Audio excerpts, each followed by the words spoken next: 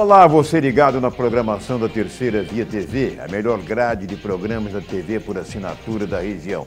Campos, Macaé, Rio das Ostras, a melhor imagem HD. Um abração para você também de São Francisco do Itabapoana, São João da Barra e Quissamã, vocês que acompanham aí o boletim em tempo real pela internet. Está começando mais um Boletim do Esporte e destacamos hoje. Corinthians vence o Fluminense no Itaquerão e dispara da liderança. Galo Mineiro perde para o Furacão e presidente Calil chama árbitro de vagabundo e ladrão. Vasco da Gama sofre sua maior goleada na história do Campeonato Brasileiro. Time de São Januário é humilhado no gigante do Beira-Rio pelo Internacional. Flamengo vence bem o Avaí com 2 gols do garoto que substituiu o Guerreiro. A situação dos times de Campos para o próximo ano na visão de Sidney Ribeiro. Agora, no Boletim de Esportes aqui, da sua Terceira Via TV. O Campeonato Brasileiro da Série A teve 8 jogos ontem e a coisa não foi diferente da rodada do fim de semana para os times do Rio. A rodada começou com os jogos das 19h30. Em Porto Alegre, o Internacional, que vinha de derrota para o Avaí por 3-0, sapecou uma goleada histórica no time de Eurico Miranda, 6-0. Com as chances de gol que foram perdidas, a coisa podia ter sido pior. Parecia até a seleção canarinho diante dos alemães na Copa de 2004. Até que no primeiro tempo, sem que o Vasco incomodasse, o Internacional só fez 2 gols. Primeiro com o Hernando de cabeça. Logo aos 4 minutos de jogo, isso, hein? Dando a impressão que a coisa seria feia. E foi. O goleiro saiu para interceptar o lance e acabou ficando no meio do caminho e ficou fácil para o zagueiro colorado. O segundo gol de Eduardo Sacha, após uma tremenda indecisão dos defensores do Vasco. Jogador colorado, né, passou no meio de 3 adversários e teve tempo para tocar para o Sacha, que finalizou. Mas se no primeiro tempo a coisa foi feia, imagine no segundo. Os gols foram saindo naturalmente. Primeiro foi Lisandro Lopes, depois Valdívia, que fez um golaço de fora da área, encobrindo o goleiro do Vasco. Foi um dos gols mais bonitos da rodada. Milton, ex-Vasco e Cruzeiro, pegando de primeira um cruzamento sem chance de defesa para o pobre e jovem goleiro do time carioca. Finalmente, depois de desperdiçar outras chances, outra vez Lisandro Lopes encerrou a chuva de gols do Internacional. 6-0. Agora só falta o homem do charuto demitir a comissão técnica. Estão dizendo o seguinte... Os gozadores na rua aí, hoje já me abordaram na rua, o Vasco acertou aí a Mega Sena, outros dizendo aí, porque o Vasco está naquela época antiga da loteria, nos 13 pontos e não sai, são coisas que a gente é obrigado a aceitar. Mas agora estão anunciando a contratação de Leandrão, de 32 anos, e ainda Emanuelson, um holandês, como salvadores da pátria.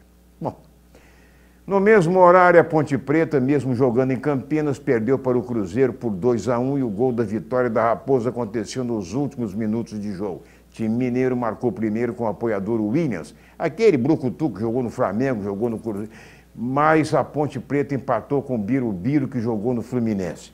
Cruzeiro foi um time valente do começo ao fim e Vinícius Araújo, fez o segundo gol já nos acréscimos. Principal personagem do jogo, no entanto, foi o árbitro que deixou de dar 3 pênaltis, mas pênaltis claros, mesmo estando em cima dos lances.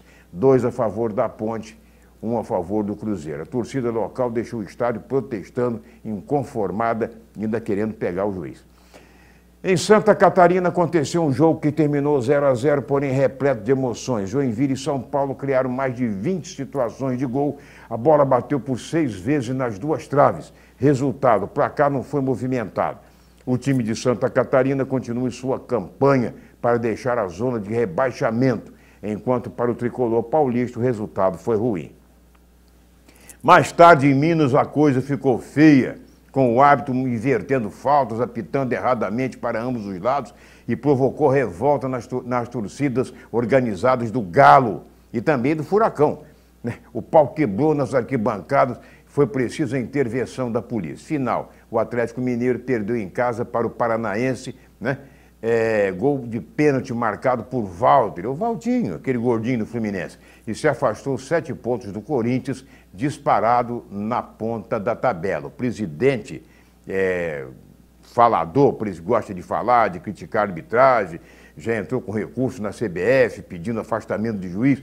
O presidente do Galo, né, Calil, disse abertamente nas redes sociais, disse através de entrevistas, que o juiz era um safado e um ladrão. Agora, isso já se acostumou agora, jogador, juiz, chamar jogador, técnico, presidente, qualificar os hábitos assim. Mas jogando na Arena das Dunas, em Natal, o Flamengo passou fácil pelo Avaí, que vinha de vitória sobre o Cruzeiro. Alan Patrick abriu a contagem para o rubro-negro carioca e o garoto Kaique, que substituiu o Guerreiro, convocado para a seleção peruana, se encarregou de marcar mais 2, fazendo 3-0 e mais uma vez salvando a honra dos cariocas. Nos jogos das 22 horas, Curitiba e Sport Recife não saíram de 0-0 no Couto Pereira. Coxa continua brigando na zona de rebaixamento, enquanto o Sport com o olho no G4. Em Goiás, o Palmeiras, que realiza ótima campanha sob o comando de Marcelo Oliveira, perdeu para o time da casa, o Verdão de Goiânia, né? 1-0 para o Goiás, gol do jovem Bruno Henrique. E foi só. Finalmente, no Itaquerão, o Corinthians derrotou o Fluminense por 2-0 e agora está a 14 jogos sem perder, hein? O Timão fez 1-0, né, sob o comando de Tite. Logo aos 4 minutos de jogo, Marciel, 21 anos, que jogava sua primeira partida oficial como profissional, e substituía ninguém menos do que Elias, que está com a seleção brasileira nos Estados Unidos. Pois é, primeiro tempo terminou com a vantagem do time paulista por 1-0. Na etapa final, o tricolor das Laranjeiras melhorou de rendimento, foi para cima e ainda chegou a criar algumas chances. Poucas, mas é verdade. Mas foi aí que veio o balde de água fria. Ralf, aos 28 minutos, marcou o segundo gol, dando números definitivos ao marcador. Fluminense não contou mais uma vez com o Fred, iniciando o jogo, com o Gerson, que acabou substituído por Michael, enquanto Ronaldinho Gaúcho permaneceu no Rio treinando para apurar a forma. É brincadeira. Próximo jogo será domingo no Maracanã, no Clássico com o Flamengo. O Fluminense, é bom lembrar, sofreu ontem a 7ª derrota em 9 jogos. Olha aí, Rubens Leal. A coisa, meu filho, continua feia. A descida continua. Será inveja do co-irmão? Quem sabe? Mas o Fluminense tem o que comemorar. Os garotos de Xerém se sagraram campeões ontem à tarde na Boa Terra. No final do Brasileiro Sub-20, o Fluminense derrotou a Vitória da Bahia por 3-0, em jogo assistido por um bom público lá em Salvador. Os gols foram marcados por Danilo, Pedro e Patrick. Parabéns à garotada de Xerém. Com os resultados de ontem, o Corinthians disparou na liderança, 49 pontos, 7 à frente do Atlético Mineiro, que tem 42. Em terceiro está o Grêmio, que joga hoje, tem 38, pode chegar a 41. E finalizando o G4, o Atlético Paranaense, com 36 pontos. Na zona de rebaixamento, Avaí com 23 pontos, Curitiba 23, Joinville chegou a 20 pontos e o Vasco não saiu dos 13. O número preferido de Zagallo. E vamos esperar Leandrão e Emanuelson. Quem sabe? Daqui a pouco nós vamos para o segundo bloco do programa de hoje, contando aí com a participação do companheiro Sidney Ribeiro. Um abraço. Não, daqui a pouco a gente volta. Segura aí, é pai bola.